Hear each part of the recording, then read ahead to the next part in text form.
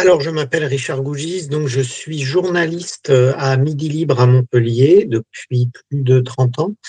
J'ai fait l'essentiel de ma carrière au service des sports, ce qui m'a permis de couvrir des grands événements comme des Coupes du Monde de football, des Jeux Olympiques. J'ai changé de créneau il y a quelques années et je suis reporter régional et je m'occupe beaucoup maintenant d'éducation et d'agriculture. Concernant l'écriture, je me suis lancé il y a une quinzaine d'années dans l'écriture de romans.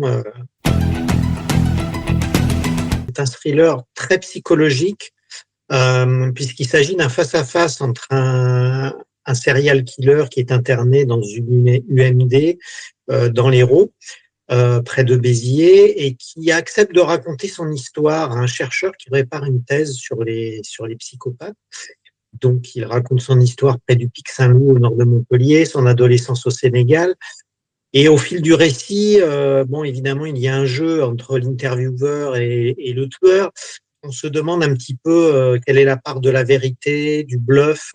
Et il y a un doute qui s'installe et que j'entretiens tout au long du roman, avec beaucoup de fausses pistes, d'autant plus qu'une série de meurtres sont commis à l'extérieur des murs, dans le sud de la France, avec une jeune profileuse qui doit enquêter sur ces meurtres. Et bien évidemment, les deux affaires, les deux histoires vont finir par se croiser avec beaucoup de rebondissements. C'était une grande joie parce que c'est mon premier roman qui est publié au niveau national et faire partie de la sélection, c'était déjà un grand bonheur. Et quand en plus j'ai vu la composition de la sélection avec Bernard Minier, Cédric Cyr, Nico Takian, Céline Dangean, c'était vraiment un petit peu comme un rêve.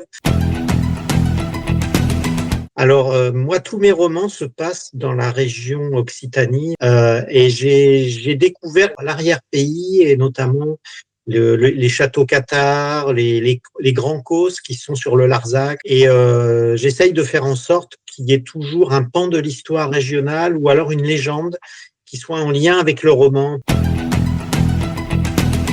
Mérité, je pense qu'il y a dans mon roman tous les ingrédients d'un bon thriller avec une intrigue psychologique, beaucoup de rebondissements, des personnages qui ont un caractère un petit peu original. La force peut-être de mes romans et de celui-là en particulier, c'est vraiment d'aller au fond des caractères de mes personnages, de leurs failles.